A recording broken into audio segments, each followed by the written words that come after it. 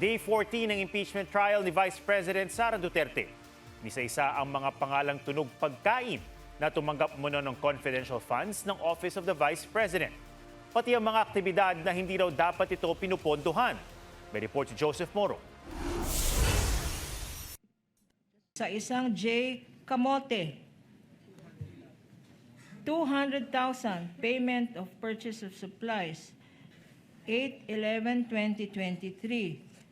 At itong mangga, gumawa ata ng fruit salad ito. May kamote, may mangga, may keso.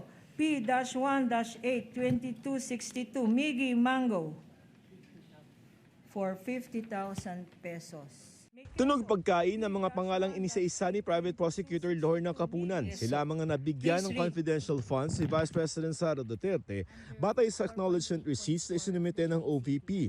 Tunog sikat din ng iba pang nasa AR, gaya ng Beth Revilla, Clarice Ontiveros, Jose Jocno Jr., John Lapid, Hanilet Camille C., Hart Santiago at Ann Ong Pauco. Pansin pa ni State Auditor Cylene May del Campo na sumalang sa witness stand hindi dapat ginagamitan ng confi funds ang ilang aktibidad na ginastusan ng OVP. Christmas activity in Hapilan, Tondo, Manila. Pasasalamat and update meeting TODA in Barangay Batasan Hills, Quezon City.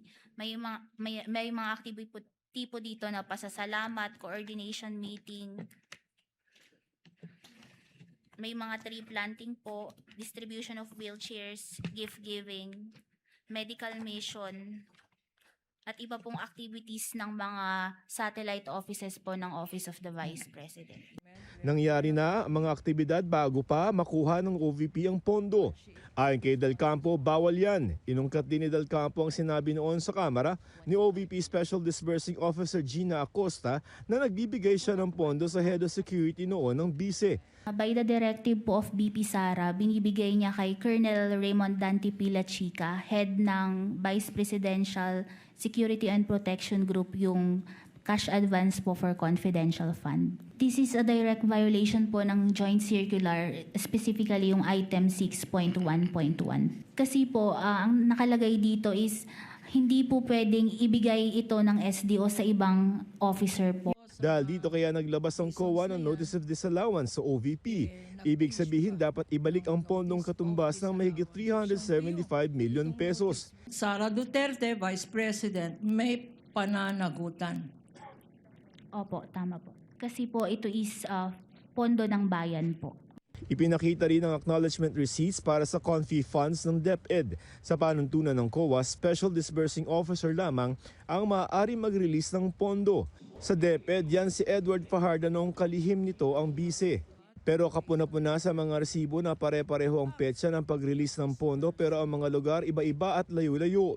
Gaya noong March 15, 2023, iisang petsa pero 22 tao sa Quezon City, Olongapo, Laguna, Cavite, Zamboanga City, Surigao del Norte at iba pa ang binayaran. Paano raw ito nagawa ng iisang tao sa loob ng isang araw? Yung binabasa ko to, no? Kung hindi man Superman ang isang SDO, kaya ba niyang puntahan? Sa palagay mo, Your Honor, please. lahat na ito. Your Honor, please. Yes, Counsel for Respondent. The question is speculative, Your Honor. What is speculative about Superman? He can fly anywhere It's a in one day. hypothetical question. Counsel, move on. Move I on, will Counsel. move on, Your Honor. In his testimony, when asked, Attorney Mr. Wamil said he made a finding that these documents submitted by the OVP and the DepEd for that particular period he was in the COA ICFAO were irregular. You who took over these same documents, what can you say about these documents submitted by the OVP and the DepEd? Sa OBP po, ito ay irregular po dahil hindi po ito naging compliant sa joint circular. During the time naman po na in-evaluate ko ang Department of Education, compliant po sila sa joint circular. Pero gaya nga po ng nasabi, pwede pong may reopen itong settled account ng Department of Education. Gumugulong na ang 6 na buwan na palugid para makapag-apil ang bise sa COA. Sa umpisa naman ang paglilitis isinumbong ni Atty. Kapunan ng ani hindi pagsipot ng depensa sa napag-usapang pagkikita sana ng Huwebes at Biyernes para pagkumparahin ang mahigit 4,000 dokumento, hakbang na magpapabilis sana sa trial. Na indyan po kami. That is bad faith, Your Honor. There's no need for us to actually compare the exhibits. That a witness can testify based on a summary. Hindi ka, Attorney Lorna, ininjan, baka ginosp ka?